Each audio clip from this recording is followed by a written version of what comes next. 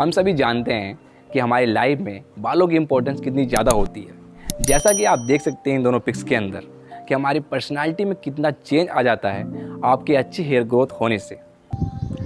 इसीलिए आज हम आपके सामने कुछ ऐसे योगा पोस्चर्स लेकर आए हैं जो कि साइंटिफिकली प्रूव हो चुके हैं कि अगर आप इन सभी की प्रैक्टिसेस करेंगे तो इनसे आपकी नेचुरल हेयर ग्रोथ होगी और साथ ही साथ आपकी जो हेयर की जो क्वालिटी है वो आपकी दुगनी तेज़ी से इम्प्रूव होगी।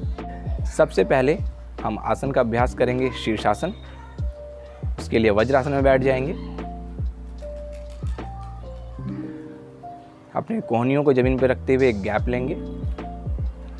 दोनों हथेलियों को इंटरलॉक करेंगे। अपने सिर को दोनों हथेलियों के बीच में एडजस्ट करते हुए ज़मीन पर लगाएंगे। अब आराम से कमर को उठाते हुए धीरे धीरे बटक को उठाएंगे और आराम से पैरों को जितना धीरे उठा सकते हैं सीधा करेंगे ऊपर की तरफ।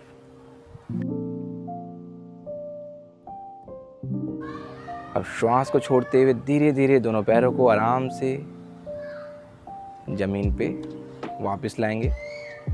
जिस प्रकार से गए थे ध्यान रखिए उसी प्रकार से वापस आना है। पादहस्त आसन। इस आसन को करने के लिए आप अपने दोनों पैरों में 4 फिंगर्स का डिफरेंस कर लें। अब धीरे धीरे लंबा गहरा श्वास भरते हुए दोनों हथेलियों को साइड से ऊपर की ओर ले जाएं।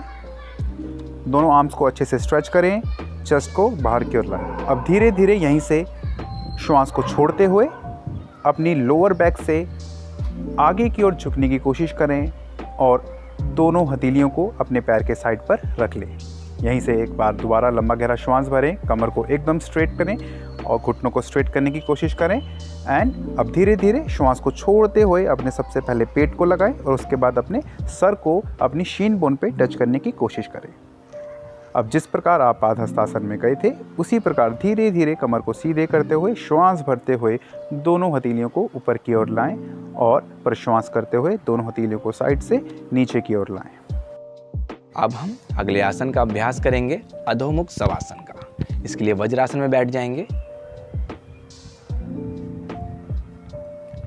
अपने दोनों हाथों को सामने की ओर जमीन पर सामने की ओर फैलाएंगे। अब यहीं से अपने बटक्स को अप करते हुए दोनों टोस को ज़मीन पर टच करेंगे और घुटनों को उठाएंगे सीधा करते हुए।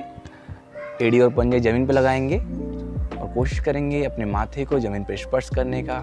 कुछ देर इस आसन में रुकेंगे। अब यहीं से वापस आएंगे, घुटनों को ज़मीन पर लगाएंगे और वज्रासन में वापस आकर बैठ जाएंगे। सबसे पहले वज्रासन में बैठ जाएं और उसके बाद यहीं से पीठ के बल लेट जाएं।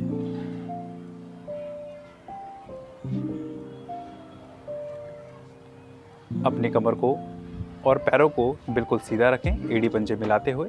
यहीं से अब लंबा गहरा श्वास भरते हुए अपने दोनों पैरों को ऊपर की ओर उठाने की कोशिश करें और धीरे धीरे अपने बटक्स को भी ऊपर लिफ्ट करें।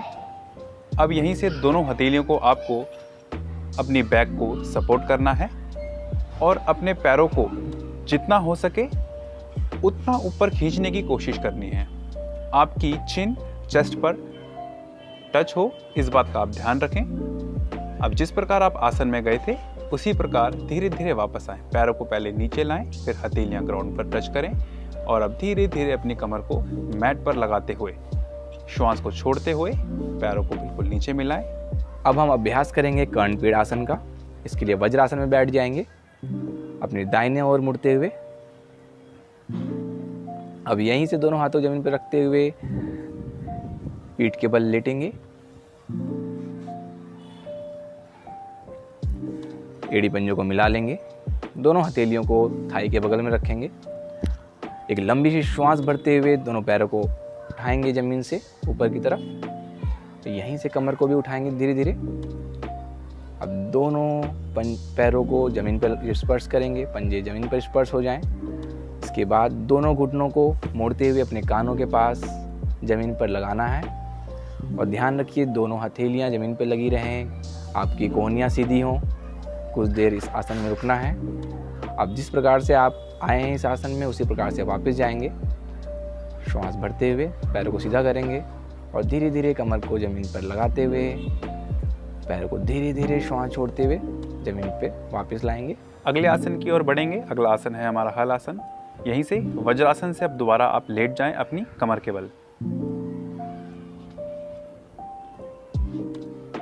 लेटते वक्त ध्यान रहे आपकी पूरी पीठ आपके मैट पर टच हो, एड़ी पंजे पैर के मिले रहें। यहीं से एक लंबा गहरा श्वास भरें। दोनों पैरों को धीरे धीरे करते हुए ऊपर की ओर उठाएं। अब यहीं से अपने बटक्स को लिफ्ट कर लें और एक्सहेलेशन के साथ दोनों टोस को ग्राउंड पर लगाने की कोशिश करें। इस बात का ध्यान रहे कि आपके पैरों के घुटने बिल्कुल सीधे रहें, कमर बिल्कुल सीधी रहे और दोनों हथेलियां आपकी मैट्स पर टच रहे पाम्स के साथ।